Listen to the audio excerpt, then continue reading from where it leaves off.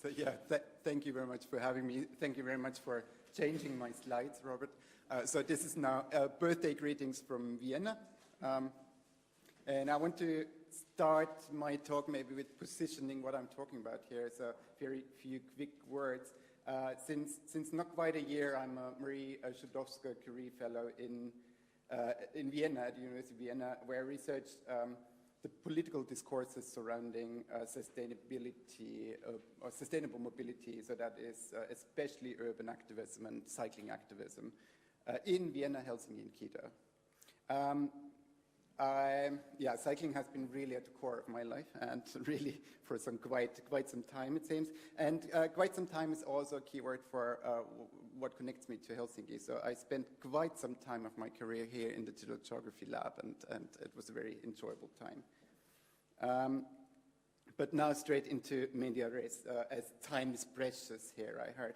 A bit less than a year ago, the European Commission issued its European Declaration on Cycling that marks a first clear promotion and pledge for cycling as not only a capable measure to counteract climate change and to alleviate its impact, but also a recognition of active transport as an equal mode of transport in cities and peri-urban areas.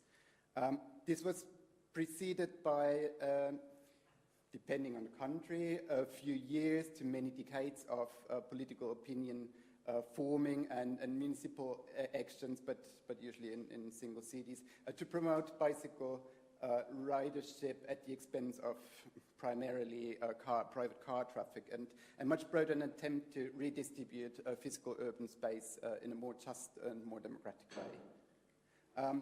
At the very beginning of this modern cycling advocacy, however, stood a massive protest movement in the Netherlands more than 50 years ago.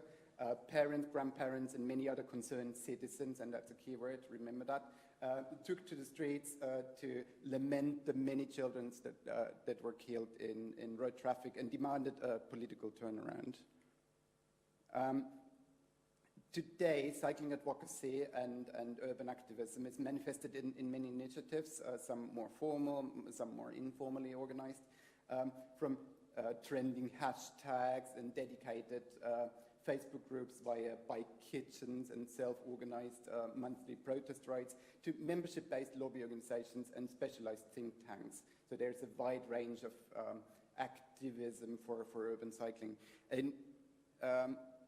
In presentations like this, where I might have a bit more time, I would now ask you, the audience, to guess which order I apply to these organizations on the slide.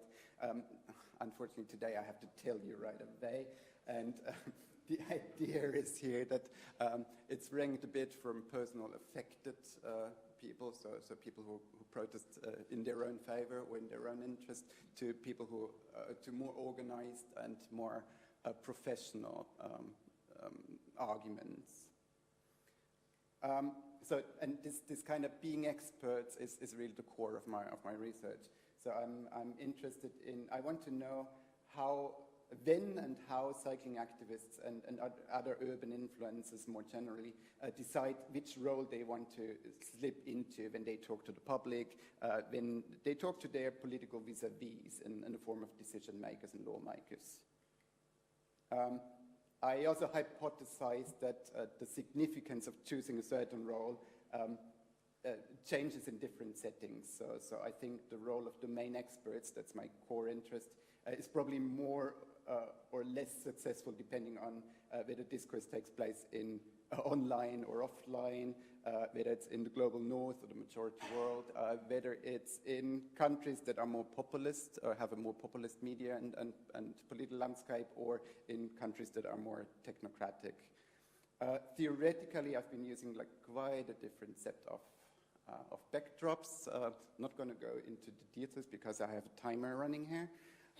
But we finally end up at what I promised in the title of this talk, which is the research design of my study. It's quite manifold, but what's core here is that I take quantitative tools and methods that I learned here in Helsinki Digital Geography Lab and combine them with qualitative ethnographic research and try to put them into a whole to kind of get reasoning out of an intertwined learning from the two parts.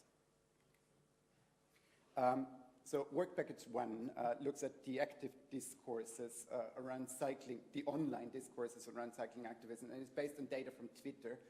That's really Twitter before it was X, because we all know that a certain billionaire shut down all access.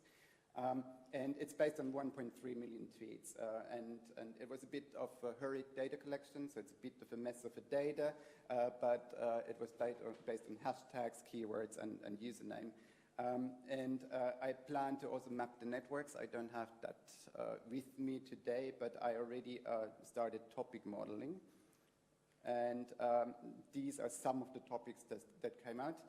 It's, let's call it first attempt, because I don't think the Christmas topic, for example, is very relevant to sustainable mobility.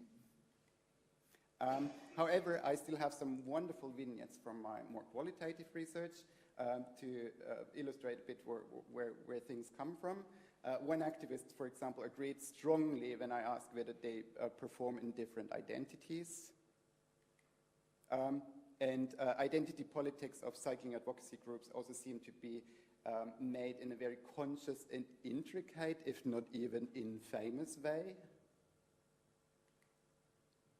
And some choose to disguise between hard and soft data, so taking screenshots to politicians. And even instruct each other to not declare themselves as cycling activists when they talk to politicians, that is, in this case. And also really care about what politicians get out of things and really consider the others' roles too.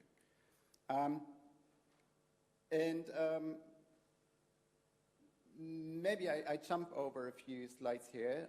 You can ask me later on. A common theme is this idea that there is a backlash phenomenon to people showing too much expertise in certain political settings. To conclude, I have a first few observations. So both activists and planning professionals are aware of the ambivalent roles that are in the scene. At least in parts, they actively and consciously choose who they are when they talk to politicians. The role of domain experts is maybe not such a special role than I thought in the beginning. And also professional experts choose the activist role, which is kind of the opposite than my research is about. I still brought a couple of slides with concepts that I learned, but this is my conclusion because time has already run out. Thank you so much.